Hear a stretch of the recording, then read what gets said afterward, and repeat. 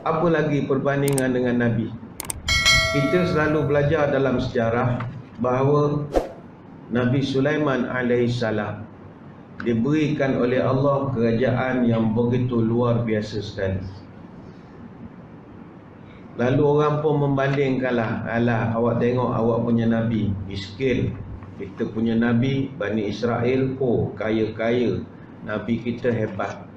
Tuan-tuan, kita tidaklah menafikan kehebatan Nabi Sulaiman, tapi Nabi Sulaiman dia jadi raja, jadi hebat. Apa sebab? Sebab dia minta. Dia minta. Bukan Tuhan bagi, dia minta. Ya ke Ustaz? Lain macam Ustaz ni ceramah saya nak ngumpat para Nabi ni, apa hal ni ya Ustaz? Ini direkodkan dalam Quran. Nabi Sulaiman berdoa, Rabbighfirli wa habli mulkan la yanbaghi li ahadin min ba'di innaka antal wahhab. Wahai Tuhan, ampunkanlah aku, anugerahkanlah kepada aku kerajaan yang tidak akan dimiliki oleh sesiapa pun selepas aku. Sesungguhnya engkau maha pemberi. Surah Sad ayat 38. Nabi Sulaiman dapat kehebatan sebab dia minta. Sebab dia minta. Dan memang Tuhan berikan kepada Nabi Sulaiman segala yang tidak dapat dimiliki oleh orang. Nabi Sulaiman dia ada kerajaan, mana dia raja, dia kaya, kuasa tanpa batasan, isteri popular. 4 perkara ni kau orang tergila-gila nak sekarang ini. Orang nak sangat, populariti semua orang kejar. Kekayaan, kekuasaan, kemuliaan sebagai Nabi. Raja, berapa orang nak jadi raja? Malaysia saja saya ingat berapa orang dah mengaku jadi raja. Keturunan sultan itu, keturunan sultan ini. Saya dulu moyang saya ginilah ada. Dah tak ada. Selepas tahun 1957, lepas merdeka, siapa-siapa saja nak mendakwa jadi raja dah tertutup dah. Benda tu habis. Dah jadi persekutuan, tak ada dah. Sejarah boleh, untuk kenang boleh. Kok ada simpan regalia lama-lama zaman kerajaan Riau. Itu regalia saja, dah tak boleh jadi raja lagi dah.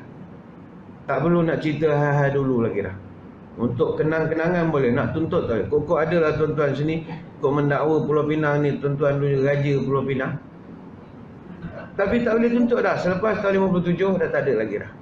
Tinggal cerita sajalah. Alah cerita kalau dulu, ceritalah. Itu sajalah. Kita kalau nak main cerita zaman dulu, banyak cerita kalau nak cerita. Tapi dah tak ada lagi. Maknanya nak menjadi raja ramai. Nabi Sulaiman memang dia raja. Memang dia raja. Dalam masa yang sama dia Nabi. Dalam masa yang sama dia kaya raya. Dalam masa yang sama dia mempunyai kekuasaan tanpa batasan. Dia punya kuasa luar biasa. Dia boleh pindahkan istana Queen of Sheba. Queen of Sheba ini atau Malikat Bilqis, Ratu Balqis. Dia boleh pindahkan istana Ratu Balqis pakai jin Ifrit punyalah terror. Dalam Quran Allah Ta'ala rekodkan, ana atika bihi qabla an taquma min maqamik wa inni alaihi laqawin amin. Surah An-Naml ayat 39. Ampun tuanku, patut boleh bawa istana tu depan tuanku sekarang juga. Belum sempat tuanku duduk atas singgasana, patut dah bawa depan tuanku istana. Sebab patut ini laqawiyun amin. Saya ni gagah perkasa dan boleh dipercayai. Jin Ifrit. Sekelip mata je jin Ifrit boleh bawa ke Jerusalem. Daripada mana? Orang selalu kata Balqis daripada Yaman. Ada pula kajian kata Balqis ini bukan di Yaman, tapi duduknya di Yogyakarta, di tanah Jawa. Jangan main-main. Artinya ni, dan kajian dia buat di kawasan Keraton Ratu Boko di Kabupaten Sleman di Yogyakarta. Sekitar 3 km ke arah selatan Candi Prambanan, 36 km daripada Borobudur. Sebab di sana candi ada 3, Borobudur, di Magalang, Prambanan dengan Ratu Boko. Jadi dia tarik daripada situ, maknanya daripada tanah Jawa kalau ke Jerusalem 12,335 km. Ifrit boleh bawa sekelip mata saja. Tentang cerita Nabi Sulaiman ni betul ke apa nama Ratu Balqis ni asal daripada Jawa, itu saya tak ada masa nak mengkaji. Melantak tuan-tuan rajin mencari, carikanlah ya. Tapi dalam konteks Nabi kita, yang kita nak banggakan adalah Nabi Sulaiman kaya sebab minta. Nabi Sulaiman ada kekuasaan sebab dia mohon pada Allah. Tapi Nabi kita, dia memilih hidup sederhana walaupun ditawarkan. Minta tak benar, offer tolak. Offer tolak. Ibnu Abbas radhiyallahu an bercerita, "Annallaha arsala ilan nabiyyi malakan min malaikah ma'al malaki Jibril." Kata Ibnu Abbas, pernah satu hari Allah kirim kepada Nabi kita satu malaikat. Malaikat ni Nabi tak pernah jumpa. Malaikat ni dia diiringi oleh Jibril, edisi dia lah, edisi Nabi datang. Faqala lahul malak, maka malaikat yang baru masuk ni, baru datang ni, tegur Nabi, "Ya Muhammad, inna Allah azza wa jalla yukhayyiruka baina an takuna nabiyyan abdan aw nabiyyan malikan." Malaikat yang baru dia memperkenalkan diri ni pun kata, "Ya Muhammad, aku dihantar oleh Allah untuk bawa offer letter padamu." Offer letter apa pula ni? Tuhan bagi kau pilihan, sebab dah cukup seniority apa semua. Adakah Tuhan mahu menjadi seorang hamba dan dalam masa yang sama menjadi Nabi, atau Tuhan nak jadi Nabi dalam masa yang sama jadi raja macam Nabi Sulaiman? Diberi pilihan. Rupa malaikat ni yang Nabi tak kenal, malaikat dari Jabatan Perkhidmatan Awam, malaikat JPA punya malaikat, bahagian perjawatan, servis, bahagian servis, human resource punya malaikat. Itu Nabi tak cap. Dia bawa offer letter. "Ya Muhammad, engkau nak tak jadi raja?" Tuhan offerkan. Kalau setuju ni turun sign, kita orang tu siapkan singgasana macam-macam. Nabi tidak bercakap ya ataupun tidak. Tapi faltafata Rasulullah ila Jibril kal mustashir fa'awma'a ilaihi antawadu. Nabi tak boleh nak kata yes or no. Cuma Nabi menoleh ke arah Jibril. Jibril ada di sebelah. Nabi buat isyarat minta pendapat. "Bang, macam mana?" Soalan macam tu lah. Tak tahu tak dalam riwayat taklah disebut macam mana Nabi buat isyarat. Agak macam kita, "Macam mana?" Gitu lah. Macam mana ni gitu lah. Maka Jibril ketika itu fa'awma'a ilahi antawadu. Jibril pun bagi isyarat pada Nabi. Tawadu, sederhana, stay humble, jangan sayang, jadi orang biasa saja. Maka Nabi pun beri respon pada malaikat tadi. Faqala Rasulullah bal nabiyyan abdan. Tak apa lancik, saya nak jadi Nabi dan saya tetap nak jadi hamba, hidup biasa-biasa saja. Hadis riwayat Tabrani dan juga Baihaqi. Hebat atau tidak Nabi kita? Hebat. Ditawarkan, tolak. Bukanlah kita ngata Nabi Sulaiman tu, apalah minta. Tak salah minta. Minta jawatan tidak salah. Kalau tuan-tuan merasakan tuan-tuan berhak untuk dapat jawatan itu, daripada dapat kepada orang yang entah apa-apa, dan kita pun hanya mampu membawang saja siang malam, siapa suruh kau tak tanding jawatan itu kalau dah tahu terror bab itu? Macam contoh masjid surau. Kadang-kadang ahli jawatankuasa penat nak melayan kerenah sesetengah jemaah yang kerjanya hanyalah komplain dan kritik saja. Itu saja.